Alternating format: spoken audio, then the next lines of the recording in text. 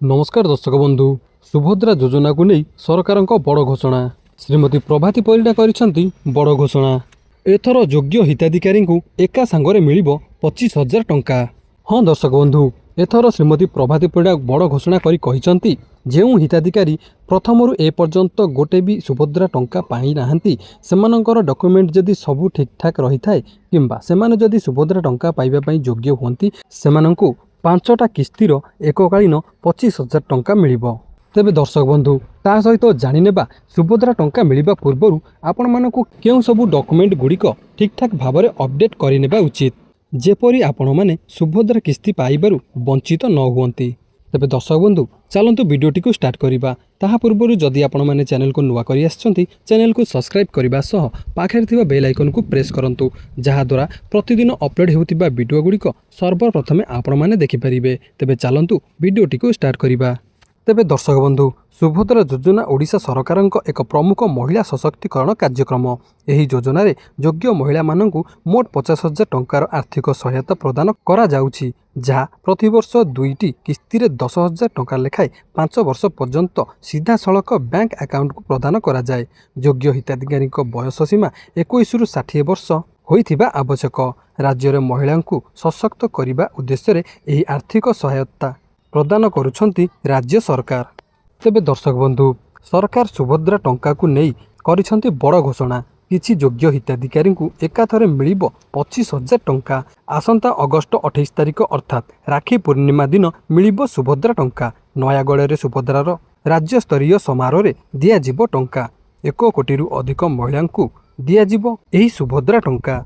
August 28 तारिख सुधा जो माने आवेदन करिथिबे सेमानंकु मिलिबो सुभद्रा टंका। बाद पड़िथिबा योग्य हिताधिकारी को एका संगे 5टी किस्ती अर्थात 25,000 टंका दिया जिवो बोली उपमुख्यमंत्री प्रभाती परिडा सूचना दैछंती। तेबे दर्शक बंधु जेउ हिताधिकारी माने सुभद्रा योजनारू बाद पड़िथिले जेउ मानकु ए पर्यंत सुभद्रा योजनार कोनोसी किस्ती मिली नाही जदि सेमाने सेमानकर डॉक्यूमेंट गुड़िकु ठीक ठाक भाबरे अपडेट करि नैथिबे तेबे सेमानकु एही पंचम किस्ती रे एकाकालीन 25,000 टंका मिली पारिबो। उपमुख्यमंत्री कहिबा अनुसार सुभद्रा योजना अधीन रे ए पर्यंत 4टी किस्ती रे प्राय 20,600 कोटी महिला अकाउंट को टंका स्थानांतर करा जायछि। प्राय 1.2 कोटी महिला केवल चतुर्थ किस्तीर लाभ पाइछंती। पंचम किस्ती को अगस्ट 28 तारिख रे योग्य महिला मानक बैंक अकाउंट को स्थानांतर करने को सरकार लक्ष्य रखिछंती। पूर्वर सरकार पक्षरु स्पष्ट करा जायथिला जे कोनोसी योग्य हिताधिकारी जेपरि एही योजनारू वंचित न हेबे सेथिपई प्रशासनिक स्तर रे जांच प्रक्रिया को जोरदार करा जायथिला। समस्त बाकी थिबा कार्य एवं फील्ड इनक्वारी को जुलाई 25 तारिख सुधा शेष करा जायछि। योग्य महिला मानक अकाउंट को सुभद्रा योजनार सहायता राशि पठा जिबार व्यवस्था होइछि। तेबे दर्शक बंधु एथिरु आपण माने जानि पारिले केउ हिताधिकारी मानकु एककालीन 25,000 टंका मिलिबो आ ता सहित जानिले केउ दिन सुभद्रा योजनार पंचम किस्ती समस्त योग्य हिताधिकारी अकाउंट को ट्रांसफर करा जिवो।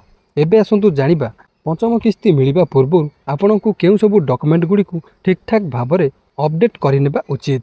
तेबे दर्शक बंधु सर्वप्रथमे रहिछि आपणकर ई केवाईसी अपडेट। जदि आपणकर बैंक रे ई केवाईसी अपडेट होई नाही तेबे आपण तुरंत अर्थात पंचम किस्ती मिलिबा पूर्व आपनकु एही ई केवाईसी अपडेट कराइ नेबा उचित। आपण आपणक बैंक को जाई चेक करंतु जे आपणकर ई केवाईसी टी अपडेट होई अछि कि नाही। जदि होई नाही तेबे तुरंत आपण एही ई केवाईसी टी को अपडेट कराइ नियंतु।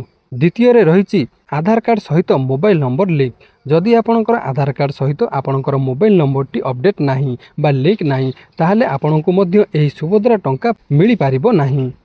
तेबे दर्शक बंधु आपण तुरंत आपणक आधार कार्ड टी चेक कर नियंतु जेपरि आपणकर आधार कार्ड रे आपणकर मोबाइल नंबर टी लिंक थिबा आवश्यक आ सेही मोबाइल नंबर टी आपणक बैंक अकाउंट रे मध्य लिंक रहिबा आवश्यक। आ परिशेष रे होची आपणकर डीबीटी एक्टिव। जदि आपणकर बैंक रे आपणकर डीबीटी एक्टिव न थाए ताहाले मध्य आपणकु एही सुभद्रा टंका मिली पारिबो नाही। तेबे दर्शक बंधु आपण तुरंत आपणक बैंक को जाई आपणकर डीबीटी एक्टिव अछि कि नाही तुरंत चेक करंतु। नचेत आपण माने ଆପଣଙ୍କର ମୋବାଇଲରେ ସୁଭଦ୍ରା ପୋର୍ଟାଲକୁ ଯାଇ ମଧ୍ୟ ଆପଣଙ୍କର ଡିବିଟି ଆକ୍ଟିଭ୍ ଅଛି କି ନାହିଁ ଆପଣମାନେ ଜାଣିପାରିବେ।